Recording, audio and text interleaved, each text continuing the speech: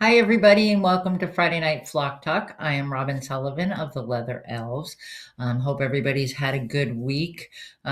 It's still light out and it's sunny and it's cold, but hey, we're moving in the right direction.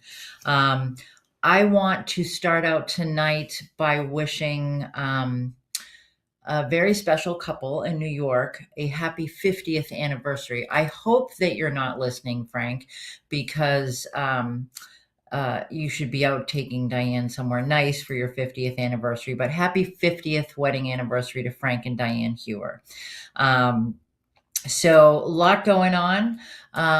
April 11th, I will be at Birds of a Feather Bird Club in Plastow, New Hampshire, speaking at their expo. And next week, the sensory enrichment class will begin on Thursday. And let's see what else. Oh, the Rockstar Rescue Tour this weekend only.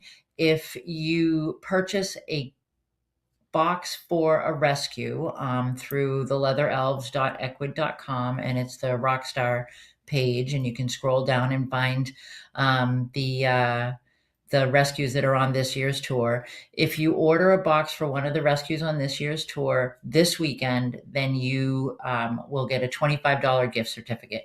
Either keep it for yourself and your birds, or you can donate it back to the rescue. Either way, but that's this weekend only. The list should be up by the time we're done tonight. Mark is diligently working on that. I want to thank him. And I think that's it. So, if I missed anything, Nick will remind me, I'm sure. The my guest tonight, someone that we had on last month, but she was so well received that we asked her to come back. So Madeleine Franco is our guest. Hello, Madeleine. How are Hello. you? Hello, everyone. Thanks for tuning Uh, in. the Yeah, we talked about so much, and oh, Frank says it's tomorrow night. His anniversary is tomorrow. All right, good. As long as you're not like watching this when you should be out with your wife for your 50th, I think we're good. Um, but we talked about so much the last time, and I used to do a very strict outline, like just this is what we're going to talk about, these are the questions. But you know what, I think we did pretty well last time. I mean, do you think I hope can we just so. um, yeah, we'll just go with it.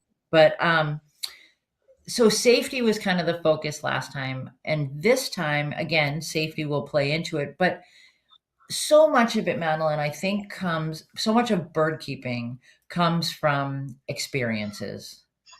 I mean, would you That's, agree? that's the truth. I mean, not to discredit her in any way, but there is a behaviorist with whom I totally agree. But I have been working with my birds for about 10 years, and I said, "Oh, I do that. I do that. I do that." And it just, you arrive at it, you want to service a dish and you don't want the bird to bother you. Well, you put something in the far dish that you know he likes, and he's not going to bite you because he's going to be busy eating that, you know. Yeah. So, I mean, that there's, the distractive kinds of things that you do, and things that you do to make sure that you're safe, well, when they're a little persnickety, and they do have their moments. So, there are And I things that you think learn by doing. it was interesting. I was talking years ago to Dr. Susan Friedman, and Susan and I have always agreed to disagree on the point of using scientific terms when you're referring to behavior modification with animals. Because so my background is in behavior modification with people, and it's the same science, and I can use the same terms that I learned. um, but does that get me any further when I'm trying to work, face to beak with a parrot? I mean, do you think you need to know a differential reinforcer? I think if you know how it works, it's Mhm. okay. Mhm. Yeah, well, yeah, and that's one of the she is the person of whom I was speaking. But, she was talking about all these concepts and they have these titles. And I said, oh, that's what that's called. I just thought I was preventing a bite, you know. Yeah, yeah, and, we get so caught up in, am I doing it right? Is it, am I following the things that I was, and you get caught up in that. And I think it's important that you know how it works, but Hmm. it's that common sense piece that I think is missing so many times.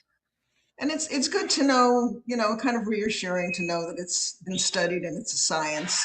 I mean, you don't have to get Mhm. wrapped up in the terms to just feel that, oh yeah, this is reinforced by the research and people do this and it works, and it's good to rely on it and knowing that it works. I mean, it is a confidence builder, you know. Yeah, So in you absolutely. know, Um, just I wanna let Nick know, I'm not seeing comments on my screen, so if anything comes up that we need to respond to, if you could put it up on the screen, that would be great.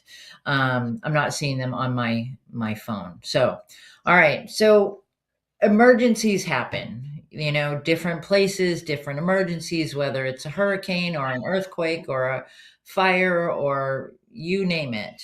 Um, what kind of common sense things, Madeline, would you suggest to people for emergency, being prepared for an emergency? well, first and foremost, if it's the type of emergency that is going to precipitate an evacuation, if you have 30 birds, you need 30 carriers. If you have two birds, you need two carriers. I mean, Yeah. it doesn't matter how many birds you have or where you put them, they should be convenient.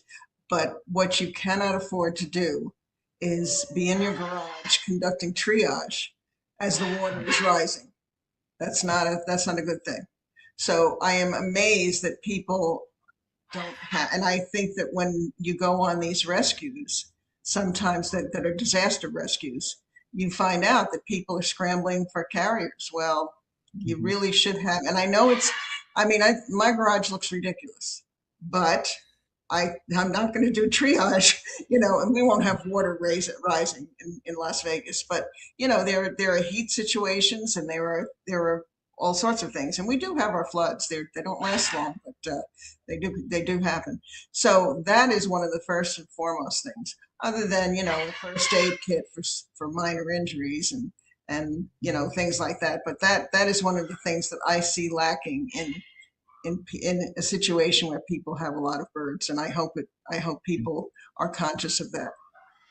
Yeah, And and common sense for me too is, and I agree with you 100% about that. That's one of my personal pet peeves is when you get that phone call, I've got to evacuate and I don't know how I'm going to get my birds. I can't move the cage.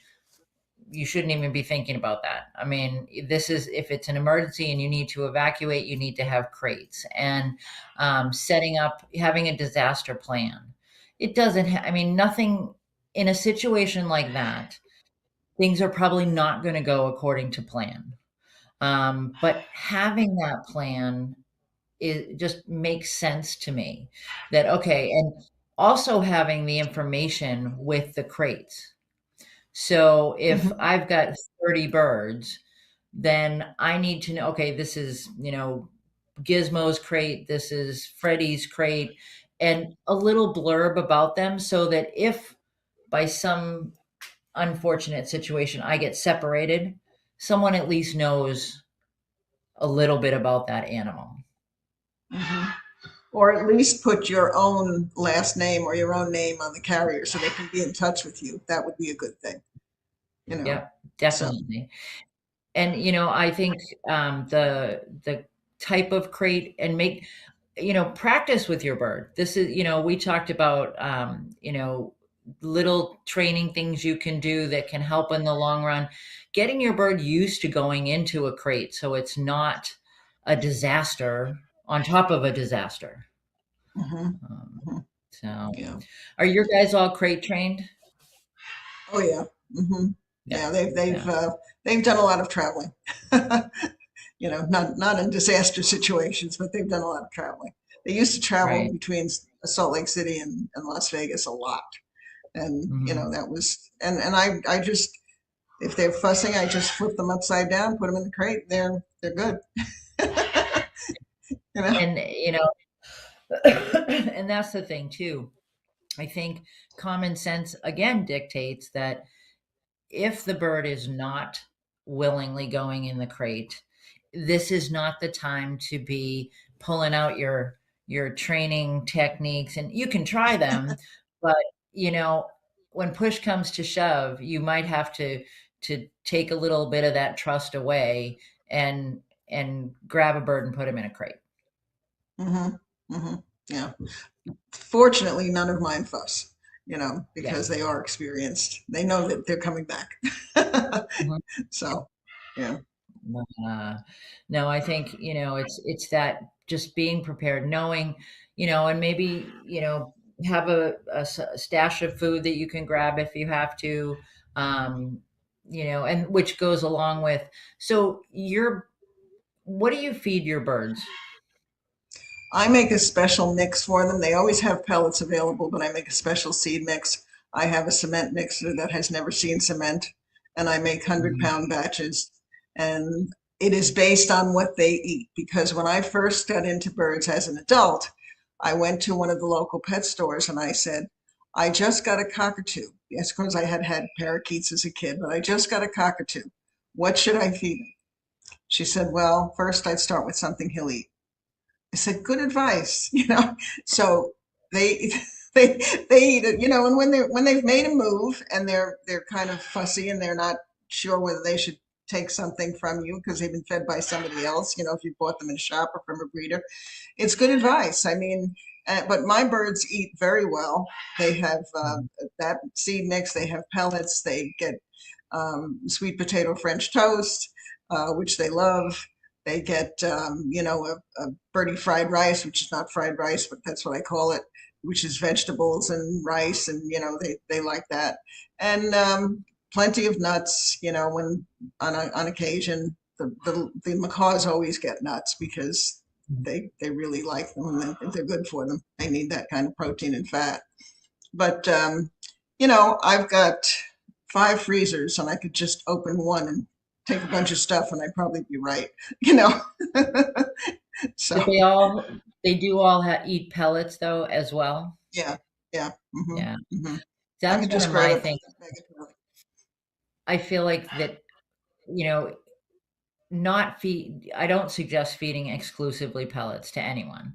But I also don't suggest feeding exclusively fresh, because Right. if there's a disaster and you can't get fresh for a short period of time, even, your birds need to know that a pellet is something to eat, that it's not just, Hmm. a thing to toss around, which they do quite a bit of that too. But, um, I mean, half of it ends up on the floor.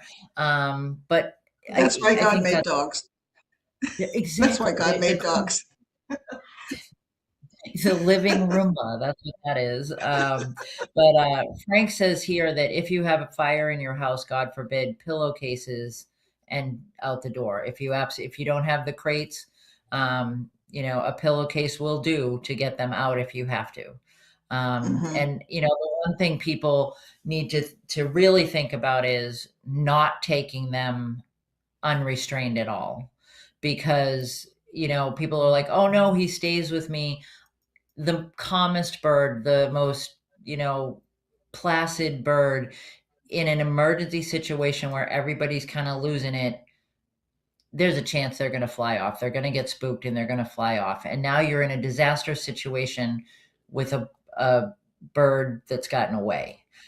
So Hmm. it's super important that you have some, whether it's a crate or a pillowcase, or if all else fails and your bird's harness trained, throw that harness on and do that. But really, make sure that they are restrained in some manner. It's super And important. one of the things that I decided long ago, because we got a couple of recalls on pellets, my birds are trained to eat almost any pellet that I present to them. they're not crazy about them all, but they realize, I No, mean, I do things in a rotation, and that really helps because if you're in a situation and they have a recall and your parrot only eats one pellet, you've got a problem. So yeah. I would suggest that And people get them conditioned to something else. I think that's great advice. I mean, I have, people tell me, well, my bird will only eat X brand, whatever it is. And it's for that reason, for availability. I mean, one of the big food manufacturers went almost a year and you couldn't get their product. And Hmm. they are back in the swing of things, but you need to let the birds know that that's not the only game in town. And they have to be aware of that. So I think that's more common sense, is just exposing them to a variety doesn't hurt anyway. But I Hmm. think it's, yeah. Um, yeah. Kathy says, I'd rather a pissed off parrot from being in a pillowcase than a missing or injured bird. Yep. I mean, you do what you have to do. And I've had people say, well, I can't grab my bird. Well, you do. And you might be bleeding at the end of that evacuation. Hopefully not. You might be, though, and you just kind of go with it. Yeah. Um, I think that it is a good idea for people to really work at having birds step up and mhm. just that needs to be worked on. That's, kind of rule one. Yeah. You just can't have them doing their thing and making you crazy when you try to, what if you have to go to the vet? I mean, you're going Mhm. to call the vet and say, I'm sorry, I'm an hour late, but I couldn't catch my bird. I mean, Yeah. that's not cool. No, So, and yeah. and step up. I mean, step up causes or avoid so many problems. If Hmm. you've got, a bird that'll step up, because when you start chasing a bird around, it's not good for anybody. It's not good for the bird. It's not good for you. It's not, especially in an emergency situation. Yeah. It's not going to end well. It just, And and some of so, mine are stick trained and some of them are, stick averse, but mhm, we get it done, you know. yeah. And and the other thing, what if you have multiple birds and you need to sell your house? Where are you going to put all these birds? Well, Mhm, when I moved out of when I had a house for sale in Salt Lake City, what I did is I isolated them in one room and I took pictures of that room and I said, you can come back tomorrow and see that room. They'll be in another room because they don't want to. I mean, you don't want that to happen, but what am I going to do with them? I mean, so mhm, that's what I did, and everyone seemed to accept that. yeah, So having carriers around are pretty good, you know. yeah. So Nick said, "Put a towel in your to-go kit." Yep, that's great advice. mhm. It avoids bloodshed. Um, so Or absorbs anything it. else, right? You can make a tourniquet out of the towel. You can use it to restrain the bird. It's multifaceted. So anything else on emergency prep, Madeline, that you would suggest for people?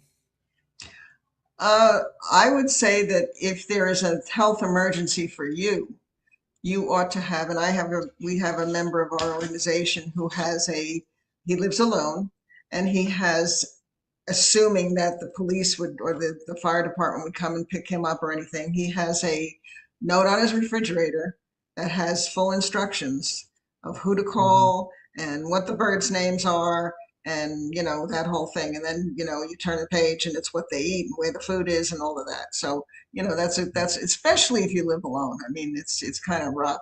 And the number of a good friend who knows you, knows your birds, and would surely safeguard them from going to an animal control situation or something like mhm. that is something that is probably a good thing to do. So, And the one common sense piece that I would add to that is make sure that your friend knows that they're listed that way. Because I think mhm, sometimes we assume, oh, Mary won't mind. She loves the birds. She doesn't, she talks to them every time she comes over. But make sure that Mary is equipped, or whoever, is equipped to Mhm. deal with those birds and it doesn't just get, thrust upon them that, oh, all of a sudden you're getting this phone call from animal control or the fire department, whoever, hey, you got to come get so and so's birds. So just make sure that whoever that person that is designated knows that they're the designated person. That would So, be critical. Yeah. Mhm. I mean, and again, it sounds like common sense, something you would think of, but people just assume sometimes, and I, I mean, these are for a lot of people, these are like their children, and it's why wouldn't anyone want my wonderful birds? Well, not everybody feels the same way. I know it's hard to believe, but it's true. I know Carrie Ellen down at Bird Gardens of Naples, a lot of people have her contact information, like you said, stuck on the refrigerator on a sticky note. I used to, we sold an emergency kit through Leather Elves. It was just a satchel bag and it had, emergency supplies in it, first aid stuff, but it also had a binder, like a just a paper binder, and have that information, what they eat, if they're on any medication, if what the medication schedule is, who the veterinarian is helpful too, because if you end up hospitalized and then the bird has something going on, they may need to be seen. So all that information. And then, if you feel like it, you can add the quirky stuff because we know they all have those little idiosyncrasies that only, the owner knows. But yeah, TJ says having a designated person at the facility that knows the species, how to handle them in their husbandry, and know, have somebody even with a big collection, knowing who knows what that information and how to handle that. Um, yeah, and crate training. Oh yeah, Nick says too that some crates may need to be reinforced with wire over the windows. Yeah, so that I mean, you just have to think ahead of time and be prepared. Um, but yeah, I think making sure you kind of have to have your act together. Um, because now you're the one that's got to make this happen. Got to You can have all the plans you want, but you've got to be able to implement them. I suggest people with bigger facilities, bigger collections, practice. Mhm. I'm not saying, just make it part of the routine that going in and out of the crate. Maybe that's if you take the bird out to do some training, a couple times a week or whatever, maybe that's part of it. I don't know. They'd So, consider it a game anyway, once yeah. they're doing it regularly. Hmm. So, Yeah. yeah. Um, and just because we think coming out of the crate is the reinforcer, that's not necessarily true. They may still look for a food. I would always pair it with a food reinforcer, just some little Mhm. treat when they go in and something when they come out, because you don't want to get the bird that now is making the crate into a nest cavity and doesn't want to come out. So, nothing's Mhm. ever simple. There's always that caveat that has to happen. Um, so, all right, we're past the winter holidays, but common sense around new people in your home or holiday visits, things like that. What do you suggest for people in that situation? Well, there are certain, well, I have a bird room and they're mostly isolated from any commotion that would be going around. But if you've got a bird that's fairly nervous and or makes a lot of noise or whatever, there's nothing wrong with having him in another room for a couple of hours to keep your own sanity and his and that of your guests. So, I mean, if no other room works, I mean, I've put one of my birds, I've put him in the laundry room because he just, he gets a little crazy when people show up. So I just put him in there. And it's not a punishment, it's just something that works. I mean, and he can scream all he wants. I'm not going to go back in there and say, no, don't scream. Now, if you want to scream, you can scream all you want, and you can Yeah. vocalize instead of screaming. And, I have isolated birds for that reason. Some birds, if you put a blanket over their cage and they can't see what's going on. They don't panic about it. Those are things you can do. But you also have to let your, it's amazing because I get people here, can I see your birds? No. Why not? Excuse me? Because they're my birds, and this is not show and tell with all due respect, because Mhm. my birds will go nuts if somebody goes in their bird room and they don't know them. I mean, they, what is this, you know? They're used to me, Mhm. they're used to a couple of friends who come over regularly, but it's not for the guy who, put an electrical outlet in my house, or, the guy who, did whatever, a repairman. No. And I know people are fascinated, but so what? If I'm the bad guy, so be it. But I'm protecting my birds from, they could get excited so much that they're flailing in the cage, and who breaks a wing and somebody breaks a leg, it can happen. And, Mhm. I'm not going for that because that's just not happening. So I think that you have to be very, they are prey animals, and whenever their environment changes, and that includes an extra creature in the house, be it a cat or a dog or a person, they're on alert. They're on high alert. And if that person advances to them, they could get very excitable and start hurting themselves. And someone has popped up with a comment that it's not a petting zoo, Karen is, and it isn't. yep, Yeah, yeah, 100%. and it. Um, Hmm. Yeah, and I it's think not. It's not. and we're expecting something of animal, we anthropomorphize all the time, right? We want people to look at them as equals, and we want them to be respected, we as much Hmm. respect as you have for a creature. But I don't walk into somebody else's house and immediately go to their bedroom or their study and start touching them. I mean, if I did that, I'd get arrested. But we expect that to be okay. Not we, but not you. But people expect that to be okay. And your bird should be comfortable going to anyone. Well, if you've worked on that, um, then that's okay. And TJ, perfect. The welfare of the birds is more important than the momentary satisfaction of a guest. Well, and Right. That is.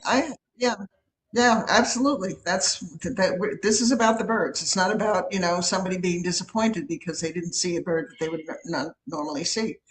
And, I had a locksmith come here one time, and he walked around and went toward the bird room, and he was working in that area, and he was taking pictures. I said, "Excuse me, what are you doing?" And I mean, I was pretty, I was pretty hot. What are you doing? Yeah. Oh, I thought I could take a few photos. You're wrong. No, nobody photographs my birds, And I guess he got annoyed because the next week I had a visit from animal control. So I put two and two together, and I think that's what he did. Yeah. Yeah. Yeah. So Well, so Kathy there you said, there you. thank you. She found us just scrolling. So, Kathy, I'm here every Friday night, and Madeline has Premium Pine Cones Limited. So, um, we would love to have you back some other time. Um, but yeah, I think it's a matter of people get excited about things they don't have a lot of experience with, and I think as responsible bird keepers, I think it's important for us to set those limits on behalf of our birds. That it's not the birds. Well, the bird will assert themselves probably and bite someone if they get too much in their face. But Mhm. that's not the experience we want our birds to have. It's not, and there are some people that when they stick their finger in the cage and they get bitten, you go, oh, darn. Um, and it's Yeah. probably more times than not. But it's not the experience we want people to have. It's not what we want people to think about birds. That's not that shouldn't be their first memory. But we do. TJ's absolutely right, and you're right. It's about the bird's welfare, Hmm. and it's Yeah, you know and that's if that's not paramount, then you shouldn't have birds. I mean, and I tell people all the time, Can I pet her? No, it's not a puppy with feathers. Okay. And people do forget that it's not a puppy with feathers. I'm telling you. And they say, oh, right.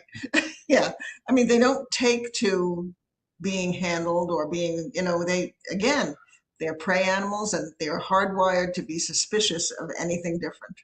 That's just the way they Hmm. are. So, Yeah.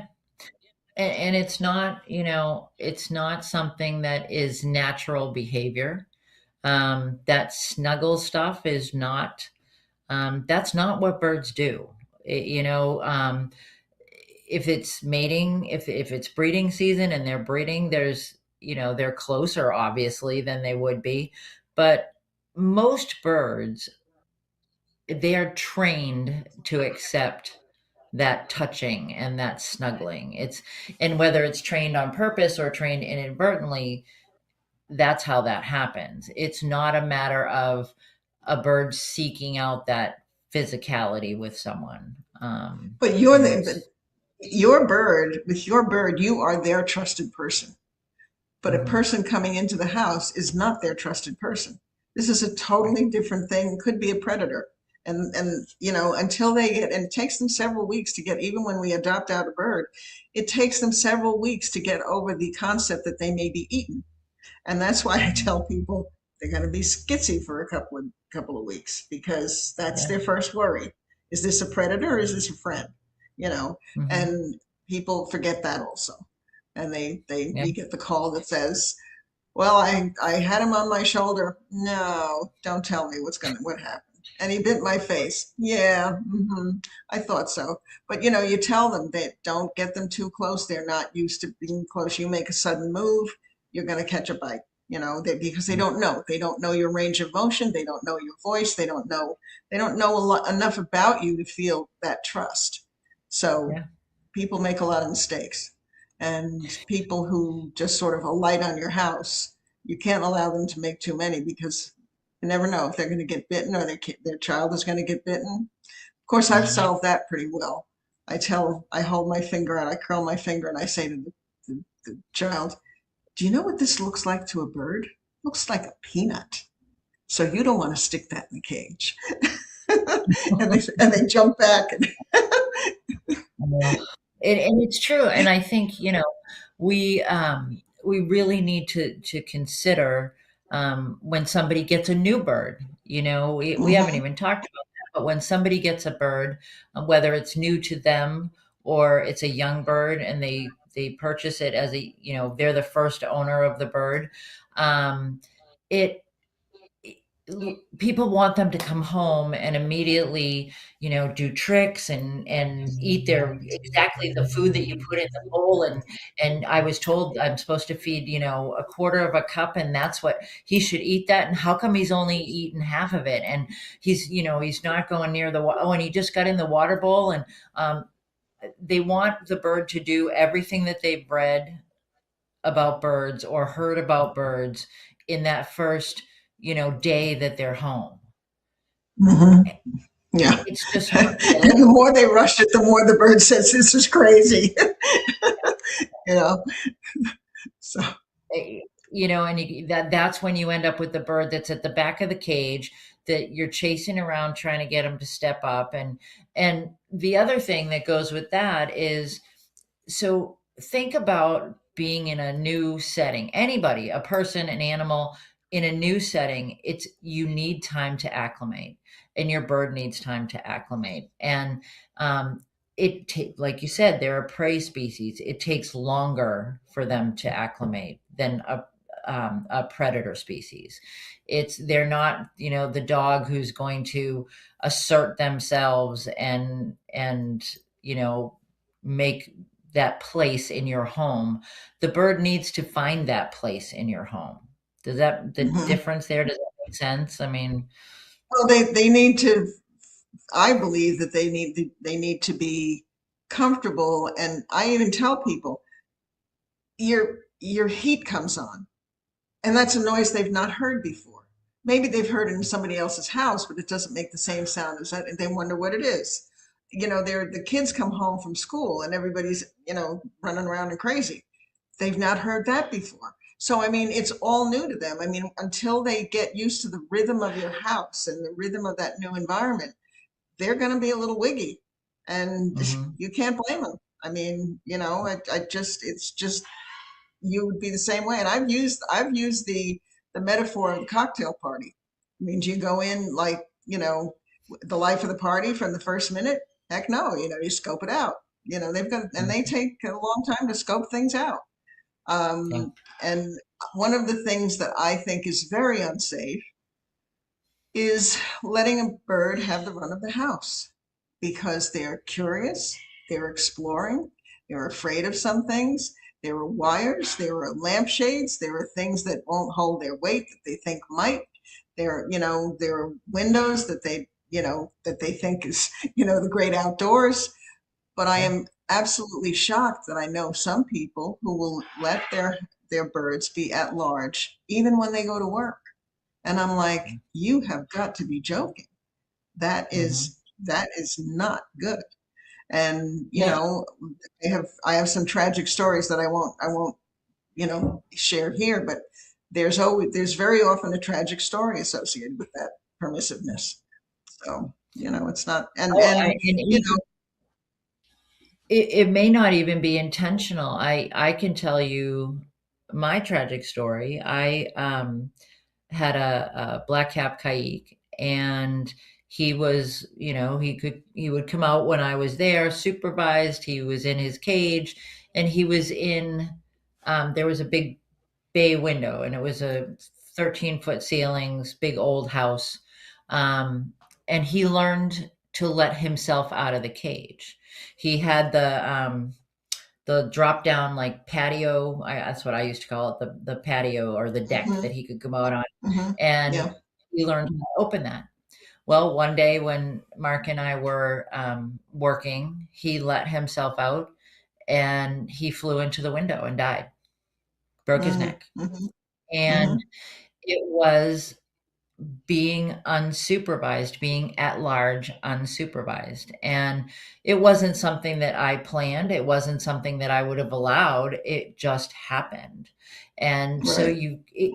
I always say to people, think about it as um, that game, worst case scenario.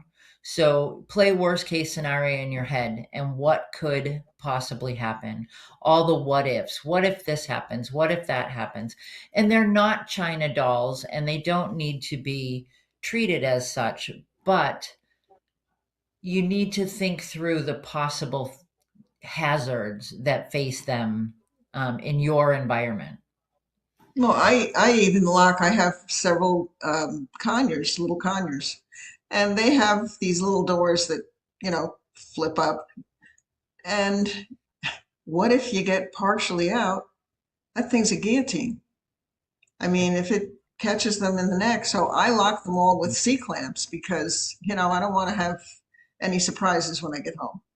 Um, Yeah. Yeah, it's and Kathy was talking about her neighbors who had two conures for 2 months and rehomed them because from biting and being scared and unworked with, and she said they need time, and she's right. I mean, it's I always talk about when you get a new toy and you put it in the cage and they just want nothing to do with it. Um, think about somebody dropping off something huge in your home. You got to get used to it, and mhm. then you still might not like it. And I think, like with toys, people need to give it time. With a new bird, give them time to acclimate. If you're teaching a behavior, you're working on training, you have to go with the pace that the bird sets. And I think Yeah. that's a basic part of welfare is reading the response. I mean, I'm sure, Madeline, you have had birds that some that are super quick to pick up on stuff and others that take a little bit more time. Funny, I have a cockatoo, an umbrella cockatoo, and because his his cage tray, the main cage tray, is so large that I've broken it into three separate parts with trays in the tray. And he Mhm. keeps flipping one around. And every day I go and I flip the cage. And I say, when are you going to learn that I don't like this flipped around? And he looks at me like, what? You know,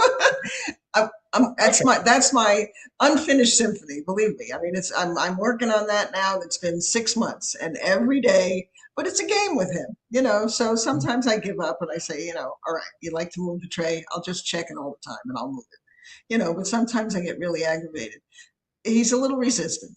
In fact, he's a lot resistant. He thinks the tray is in there as a toy, you know, and I guess, most of the time he wins, but it's not a life and death thing.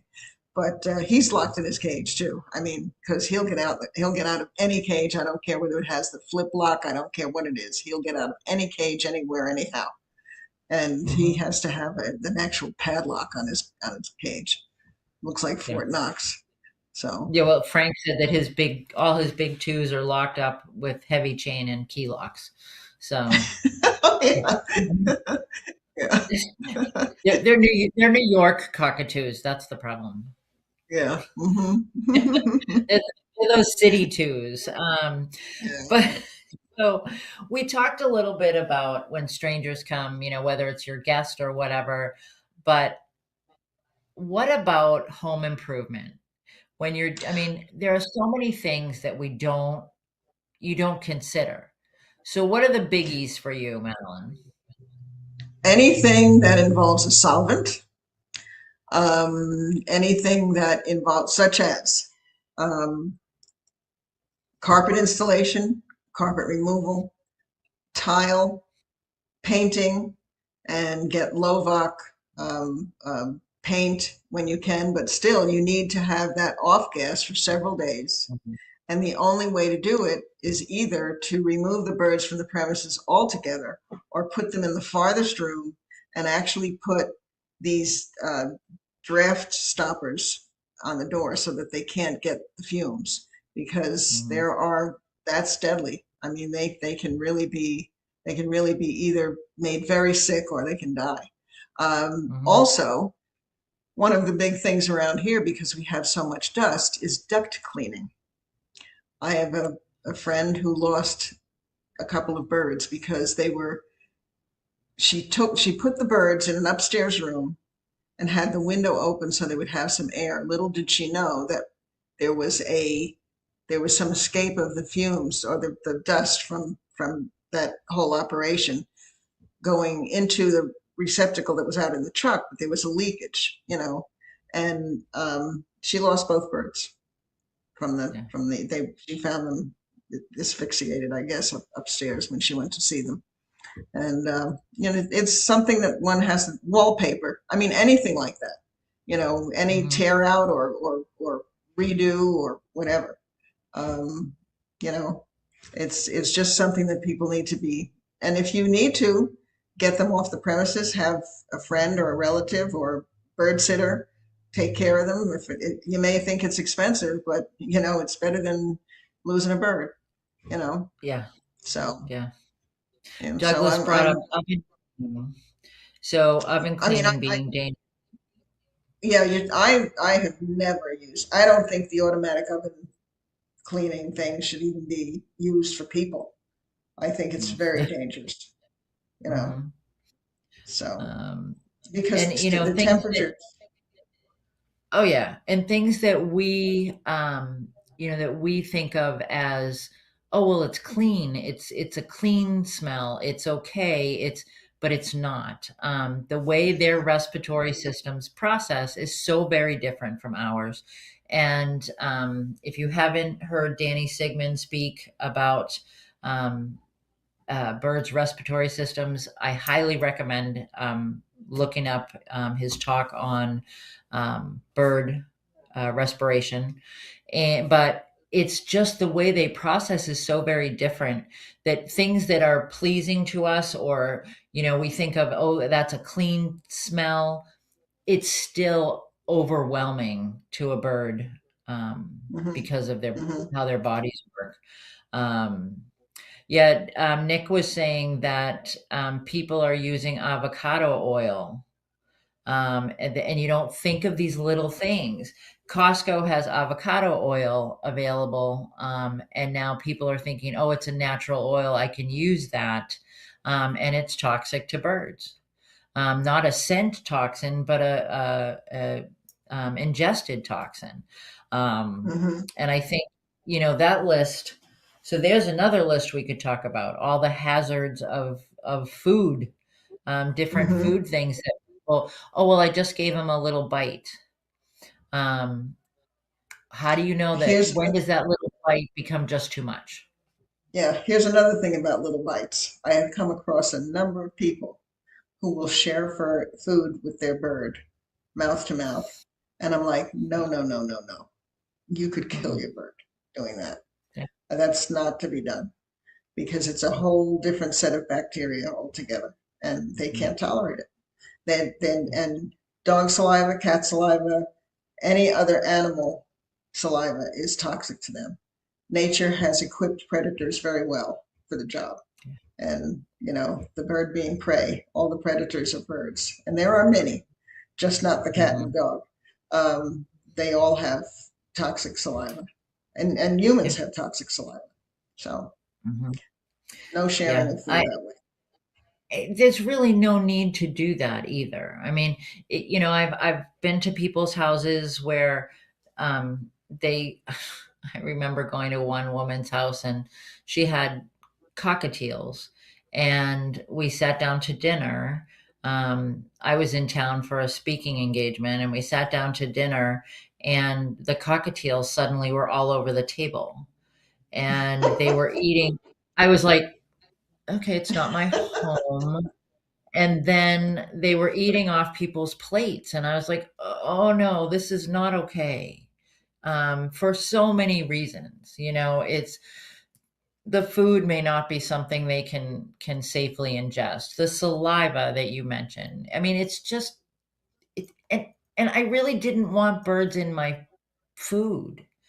If you're going to have them with you while you're eating, they need their own bowl or their own little plate or an on a stand that's next to the table. That's just my take on things. I don't I know. have a What do you friend. think? I have a friend. I have a friend who actually made a picnic table for her bird, and she had that right next to her, and she would serve the bird a portion of what they were eating. It was an African gray because the Mhm. bird in a previous home had always shared dinner with whomever, and and the bird, I guess she yielded to the bird's, wishes. And it was kind of cute, a little picnic table. And it was really like a little miniature picnic table. And she would stand on the bench and the dish was on the picnic table and she would eat, you know. But not Oh, something I would do, but people have their own solutions to problems, this is true. Yeah, I don't know. I just, and there are so many things. So Mimi says she only uses water to clean and soak things. She doesn't use candles, no scents, no Teflon, and she's had her birds for over 20 years. And I happen to know that Mimi is a very good bird mom. So, that's the rule at her house. Karen says she is not sharing mouth to mouth food with another human. Just, I think that, thank you for sharing that with us, Karen. But she said that's not happening. Um, but yeah, I mean, it's not necessary. You can share your space and share your life with these animals, but they're birds when at the end of the day, they are great companions. I wouldn't trade having them in our lives for anything, but we need to remember that they are sharing our life, not they're not living our lives. Let's put it that way. Um, so Yeah. talking about the duct cleaning, and you mentioned, when the heater comes on and it's a different sound.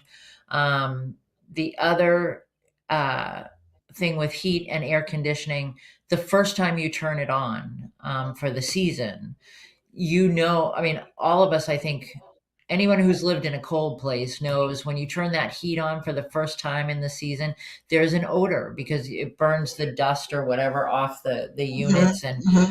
Hmm. I think that's something to keep in mind. Maybe you don't have to take them out, but make sure that they're somewhere that's well ventilated. Um, yeah, it's and well, Mimi says, as her mom always said, she didn't have it. I didn't have you to have something happen to you, and that's how she treats her birds. And Mhm. Nick says, grab two baby carrots, one for you and one for the bird. Oh, come on, Nick. That's a little too healthy for me. You know that, but it's okay. And the other thing I Maybe would I'll like to mention, the other thing I would like to hmm? mention, people buy fitted covers for their birds' cages. When you get those, because of the fabric finish that is used on them, they should be laundered and they should be Mhm. allowed to off gas for at least a couple of days. Because if you cover that cage with that material without laundering it and not without laying it off gas, you are going to have your bird breathing that air that is filtered by that material, and it could have very bad consequences. And Mhm. people forget stuff like this. Anytime I buy when I had harsher winters up in Salt Lake City, I would buy moving blankets to use as cage covers, and I'd let them off gas outside for a week, Yeah. and because they do use fabric finishes on these things. Mhm. So, Yeah, and another very common scent or smell that is a toxic can be a toxic fume is new shower curtain liners. oh yeah. If you've got Hmm. when you take open that plastic shower curtain liner, that smell. You don't want anything that has a strong scent or any kind. You really just don't need to subject your birds to that. It's not necessary. Yeah, Nick says pet safe doesn't always mean bird safe, and that's so That's good. true. Hmm. And I think it's a matter of just you've got to go that extra step. It's you know people are often people often say, oh, well, having a bird is like having a toddler that you know can fly or whatever. And but it's that baby proofing that people do. You kind of have to it I hate the term bird proof, but you need to be bird aware. I think that maybe There is the is no way. such thing as bird proofing, I think. Right. So you need to be bird aware. Let's put it that way. And then the other thing is new appliances. Oh yeah. Um, Hmm. I mean, we've all heard the horror stories of somebody gets a new stove, turns it on, and suddenly their flock is gone. Hmm. You know, Hmm. The other thing is um, these heaters that people have, and I only use a dish heater because, the reflective dish. The ones mhm, that have oil in them scare me. The ones that are, like a little square case, those scare me because they can have a non-stick or a heat-proof mhm, surface. And, you know, things happen with birds on a molecular level because of their respiratory system. And you have to be yeah, aware that anything that you can smell means that there are molecules in the air that they can take mhm, into their systems. So yeah. it's a whole different level of caution. Yeah. Mimi says her bug company only sprays outside, never inside, even though they say it's pet approved. Yeah, and Mimi, I commend you because you got to stick to those guns. It's pet approved. People don't anticipate some of the exotic pets that people have. I mean, it's probably not good for our dogs and cats either, but um, we have to be aware of that. Yeah, Douglas, absolutely. Some hair dryers do have Teflon liners, hair straighteners, curling irons. They get overheated, and that's that. I know an incredible couple that great bird parents, always, their birds had everything they needed. I shouldn't say bird parents, bird owners. And one of their pans overheated and they lost their whole flock in a matter of, a couple hours. And and it was devastating for them. Um, and so think about if something, your bird gets sick through no fault of your own. It's just something that happens. It feels awful, but imagine if it's something that you could be responsible for and something And bad we happens to them. and watch your silicone mats and cupcake holders and things like that. We had a woman called me. She had adopted several birds from us. She called me and said, "I can't explain it. So and so just died, just right in front of me." I said, Yeah. and she said, "The other one's looking listless." I said, "Okay, tell me what's different. Tell me what's different in the house." "Nothing that I can Mhm. think of. Nothing, nothing." Turns out her sister had given her a silicone mat for baking, and she was using it.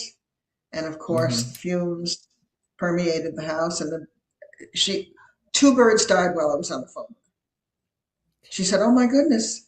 Then another one just collapsed. I said, "Something's wrong. Think about it. Think about it." And then she said, "I said, that's it. That's it. That's never Yeah. use that stuff because you don't know whether now some of them are supposed to be okay, but you don't know what the standards of the country of manufacture is as far as that's Mhm. concerned. you Yeah. know. So I don't trust them with anything Yeah. like that. I mean, I won't have it. And I And switched to stainless steel pots and pans, which I love. You know. Nick said, "Love my cast iron and stainless steel pots and pans." Yeah, you have to spoil yourself sometimes, and so that's what we Mhm, do. But I mhm, think there's so many little things that, you know, maybe it's time for that bird care manual that has these things in it, but inevitably things get missed. And mhm, it's really about if something doesn't sit right with you, if you think about it, um, then really why do it? Like don't. mhm, If something you can do without or a substitute for, err on the side of caution. mhm. I don't know. Excuse me. Um, but there's a lot. This has been, I mean, we've covered a lot. There's still even more, I'm sure, that we didn't cover. Um, but last suggestions for people, Madeline, how do we stay safe? I would say, like you said, when in doubt, leave it out. I mean, it's just if you doubt something or you have kind of a scary feeling about it, just it's not necessary. Think of how necessary it isn't, and you'll be a lot better off.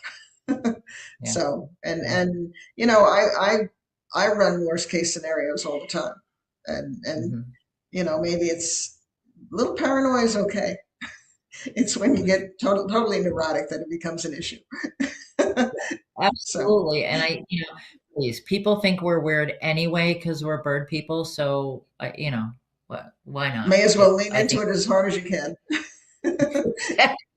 absolutely.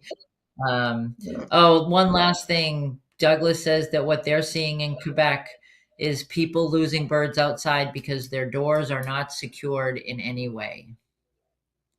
You gotta Oh, win yeah. like, you gotta latch the screen. It's springtime. We've got windows open, we've got screen doors. And I think um, yeah, I think that's really, it's just, it happened. There's always a big surge in lost birds in the spring. What I've done to some of my windows, I have found a grate that actually fits in the width of the window, and I put the Mhm. grate when I want to have the window open wide, and I have the Mhm. window holding the grate in there. And I've actually had grates on my windows when I've let the birds out because there's one window in my kitchen that if I want to have cross ventilation, I've got to open that window. So, find yourself a grate that fits your window, and it There you keeps go. them in. Yeah. Yes, Susan says on Long Island, there are birds out every day. It's true. I mean, you can't scroll through Facebook without seeing a lost bird. Um, and maybe that's a next topic I have to do is get your bird back.